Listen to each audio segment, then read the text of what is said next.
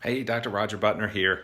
So the weather's been cooling off a little bit in Baton Rouge, actually starting to feel a bit like fall. And I was driving by this morning on my way to work, saw a pile of firewood for sale with a sign by the road. It kind of got me thinking about my dad. As I was growing up, I love this time of year. Some of my favorite memories with Dad were when we'd go out to the woods out near our house in rural Arkansas, and we'd cut down wood, we'd cut up old wood and bring it to the house. We had a wood burning stove that our home used, that our family used to heat our home. And so it just got me thinking about Dad. And I wanted to share with you a story, one of the best parenting lessons I probably ever learned in my life. I've written about it on my blog, but I wanted to tell you the story myself.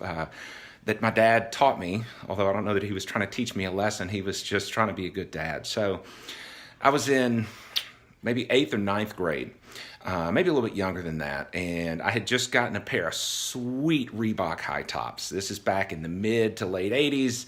And man, they were big and fat and awesome. I thought they were the coolest things in the world. And so as soon as I got home, I had big plans for my cool new high tops.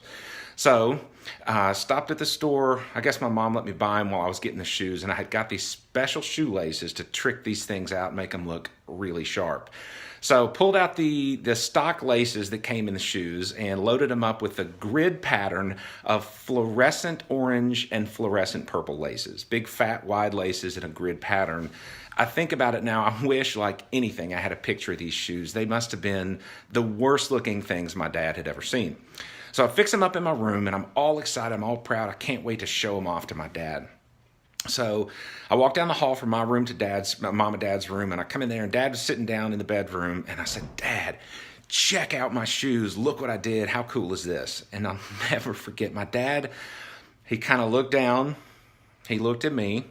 He paused for a moment, and he said, "Son, if you like them, I like them." And I could tell he really meant it.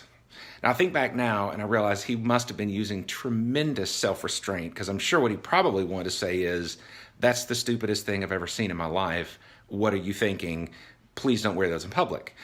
But he cared about me more than he did about how I looked in my ridiculous shoes that I thought were cool when I was in junior high or late elementary or however old I was. And I've never forgotten that lesson. Son, if you like them, I like them.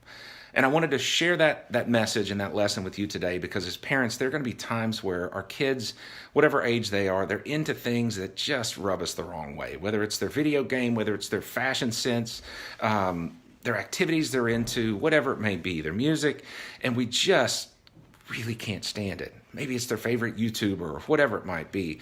And I'm not telling you that we have to just go along with every single thing our kids are into. But my message is this.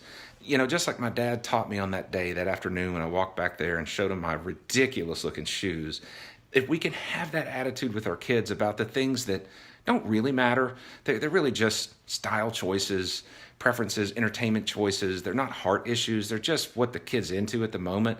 If we could dig deep and have that attitude my dad showed me, if you like them, I like them, and teach them the lesson that you matter more to me than these kind of insignificant, inconsequential choices, we're going to send a profound message to our kids that at the heart of us as parents, we love them. They're more important to us than whatever little specific choices that they may make, things that may grate on us or we may prefer in a different way. So I hope it's a helpful message to you today as you think about how ridiculous I was back in the day, and what a wonderful pause my dad was willing to offer as he thought about his response to me. Son, if you like them, I like them.